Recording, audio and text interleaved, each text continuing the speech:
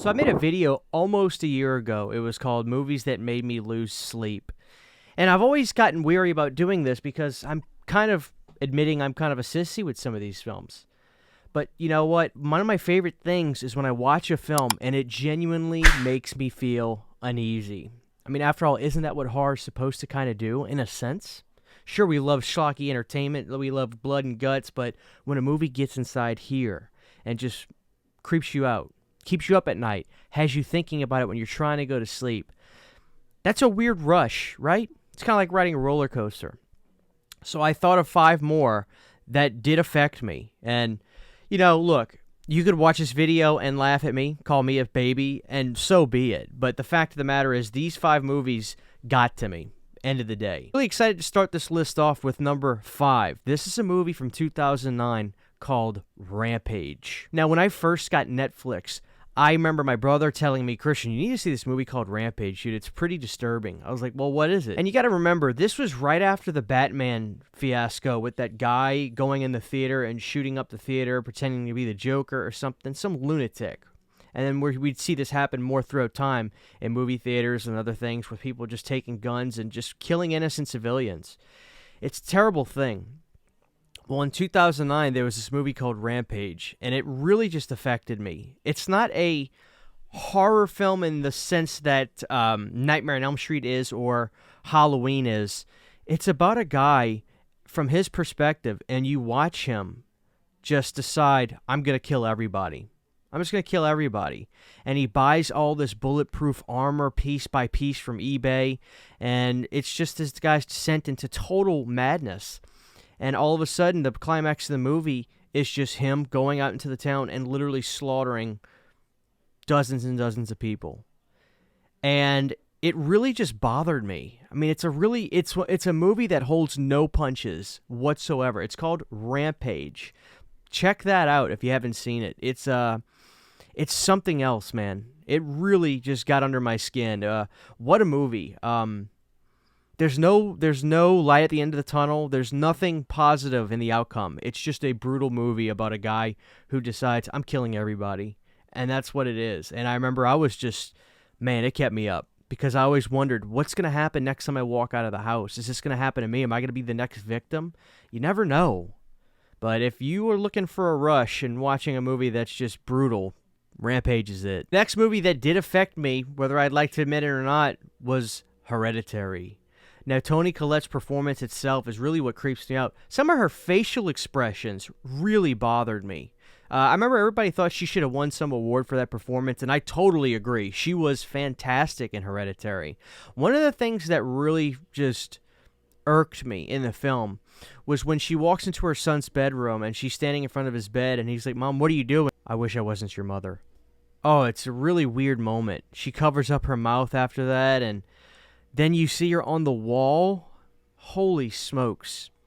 Hereditary really did bother me, man. It really kept me up. I would always look in the roof and be like, is somebody up there? What a creepy movie. I mean, not too often do you see movies nowadays bother us horror fans because we've seen so much. But Hereditary really got to me. That was, wow, Hereditary, man. So when I first got into horror big time, I was going to FYE and buying all the DVDs of all the great horror films we know and love. The Halloweens, Fridays, Texas Chainsaws, Elm Streets. And then I remember getting Hellraiser 2.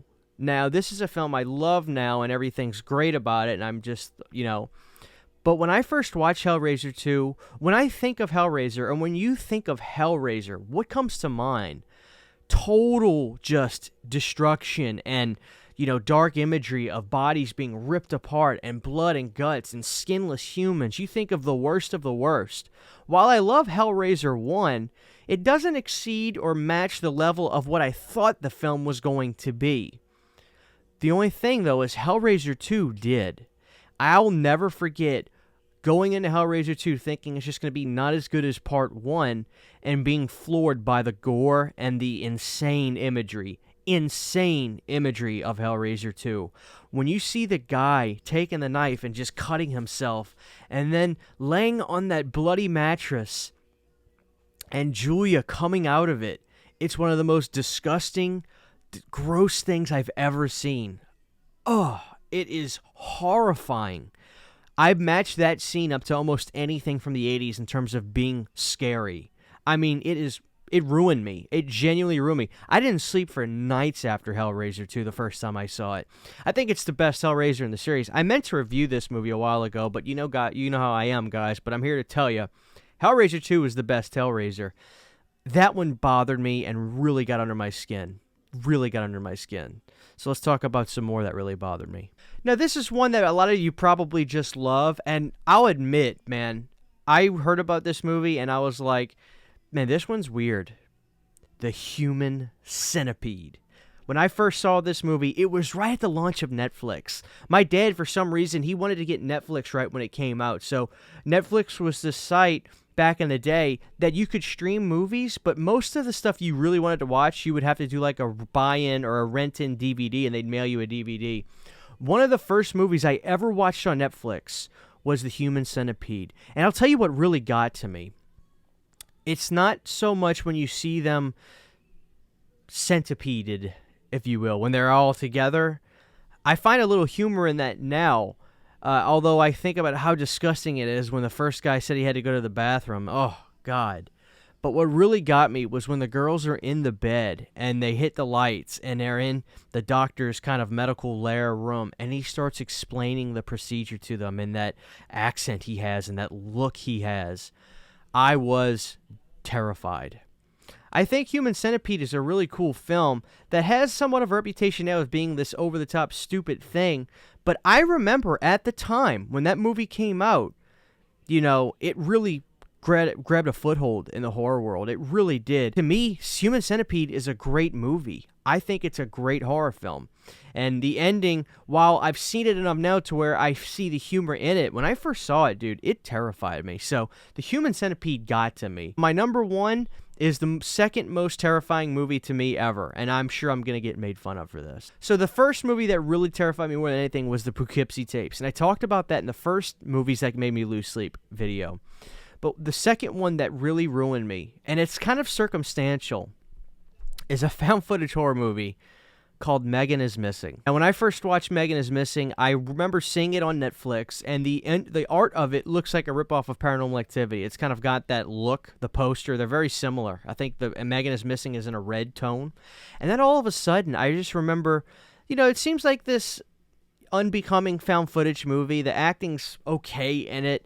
And all of a sudden, the girls get taken by this guy, and then the end footage of the movie is nothing but the torture footage of this girl stuck in this chamber that no one knows where it's at. It is brutal.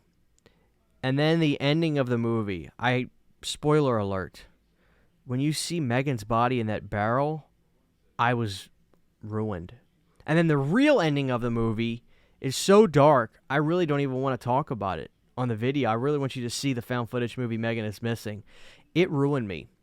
Especially the imagery of Megan and those torture devices that you see when they find the camera footage. My heart was beating through my chest watching it. It was a brutal movie. I'm now used to the film and I can watch it and eat pizza and go to sleep, but man, that first time it ruined me. So Megan is Missing definitely made me lose sleep. And I remember something about being on TikTok a while ago and people thinking it was real or something. I think it was probably just people having fun. But yeah, Megan is Missing ruined me.